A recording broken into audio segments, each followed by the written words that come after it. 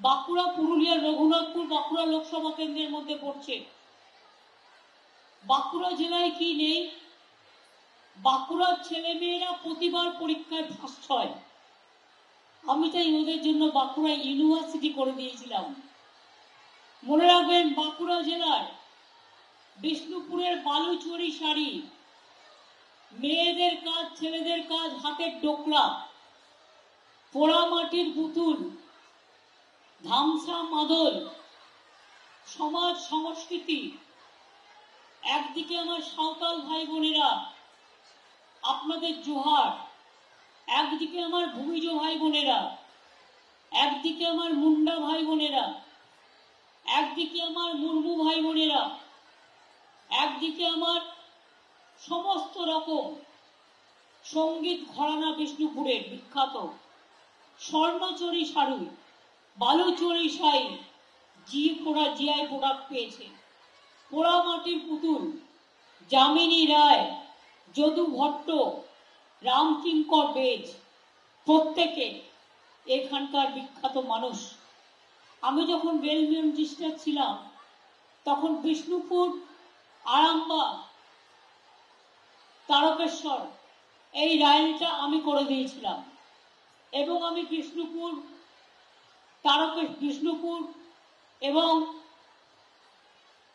বিষ্ণুপুর থেকে আরামবাগ পর্যন্ত, তার আগে একটু আমি ট্রেনটা উদ্বোধনও করে দিয়েছিলাম। বাঁকুড়া স্টেশনও নতুন করে করেছিলাম, একাধিক নতুন ট্রেন দিয়েছিলাম। বিষ্ণুপুর মুকুটমণিপুর রেল লাইন, ওটাও আমি করে দিয়েছিলাম। জয়রামবাটি কামারপুকুর থেকে একটা ৩,৫০০ কোটি টাকার রাস্তা দেওয়া হয়েছে, যেটা দক্ষিণবঙ্গ থেকে উত্তরবঙ্গ যুক্ত করবে। জলের জন্য প্রায় ৩,৪০,০০০ বাড়িতে পানীয় জল পৌঁছবে। ইতিমধ্যে ১,৪০,০০০ বাড়িতে পৌঁছেছে এবং এর জন্য ৩,৫০০ কোটি টাকার একটা জলের প্রকল্প নেওয়া হয়েছে, যেখান থেকে আগামী দিন পুকুর থেকে আপনাদের জল তুলতে হবে না। আগে বাঁকুড়া ছিল অশান্তির জায়গা, জঙ্গলমহল ছিল, সন্ত্রাসের জায়গা, মানুষ বেরোতে পারত না। আর রায়পুর দিয়ে, সাকরাইল দিয়ে গুন্ডারা বেরিয়ে যেত, তাদের হাতে খুনের রক্ত ছিল। আমাদের সরকার আসার পর মামাটি মানুষের, আমরা কিন্তু মনে রাখবেন, আমরা জঙ্গলমহলকে শান্তি করে দিয়েছি।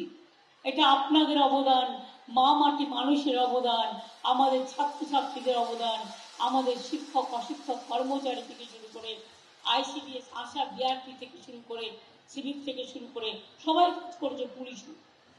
আপনারা জানেন, নতুন বিষ্ণুপুর স্বাস্থ্য জেলা, 4টে মাল্টি স্পেশাল হসপিটাল করে দিয়েছি এই জেলায়।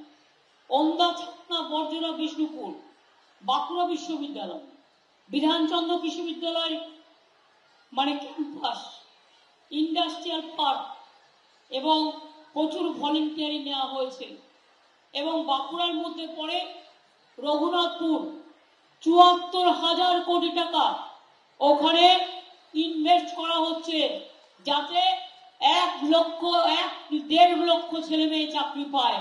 এবং বর্জনাতেও করা হচ্ছে, অন্যান্য জায়গাতেও করা হচ্ছে। যারা সেলফ হেল্প গ্রুপে আছেন তাদের জন্য মনে রাখবেন, আমরা জেলায় জেলায় মার্কেট করে দেব।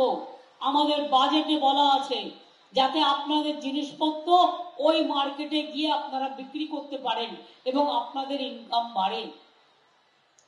এবং বছরে যখন আপনি প্রথম করবেন সেলফ হেল্প গ্রুপ, তখন ২৫,০০০ টাকা একটা দেওয়া হয়, যেটা হচ্ছে আপনার সেলফ হেল্প গ্রুপে চালু করবার জন্য।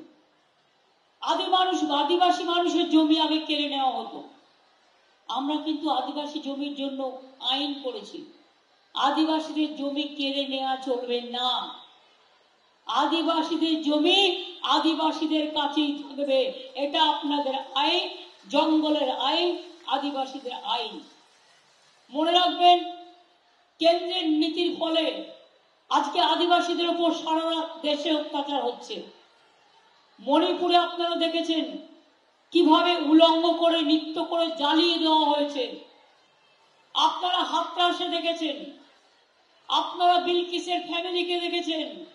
আজও বিলকিস ধর্ষিত হয়ে ঘুরে বেড়াচ্ছে বিচারের জন্য। সাক্ষী ভারতবর্ষকে মেডেল এনে দিয়েছে সোনা, সেই সাক্ষী স্বর্ণ মেয়ে আজকে নির্যাতিত হয়েছে বিজেপির নেতার দ্বারা।